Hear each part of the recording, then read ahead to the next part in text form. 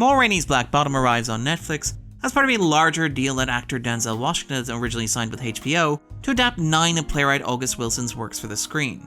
Washington had previously directed Wilson's 10th play, Fences, as a 2016 Oscars contender starring himself and Viola Davis.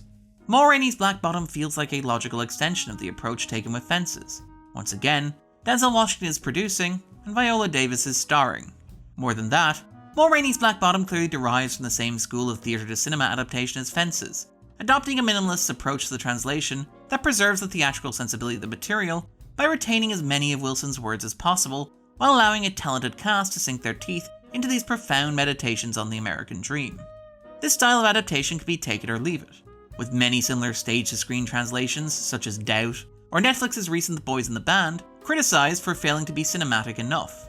However, there's also a lot to be said for locking a bunch of actors in a confined space and giving them a meaty script to work through. Ma Rainey's Black Bottom is directed by Tony Award winner George C. Wolfe. While Wolfe has directed films before, he is primarily known for his work in theatre.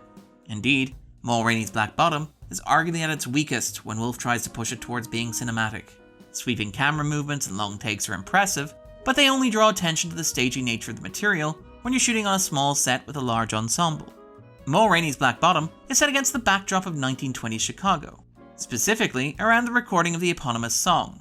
As the band gather in the studio to record, both temperatures and tempers begin to rise.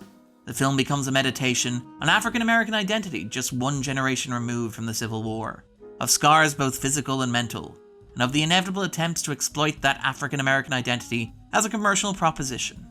Wilson's script is powerful and piercing, and it's easy to understand how the playwright emerged as one of America's key dramatists in the 20th century.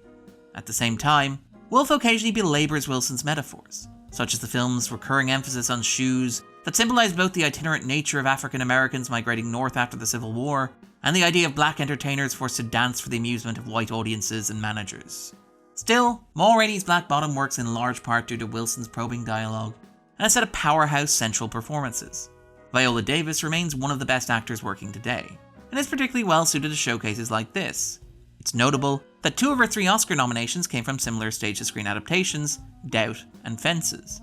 However, Ma Rainey's Black Bottom is most likely to be remembered as the final major performance from the late Chadwick Boseman.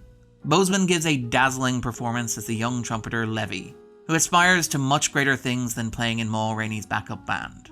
Like so many great performances, Boseman constructs Levy as a compelling mix of contradictions: aspiration and anger, fortitude and frustration, desperation and disillusionment. There's something very powerful in watching Boseman play a young man ripe with potential that may never be entirely fulfilled.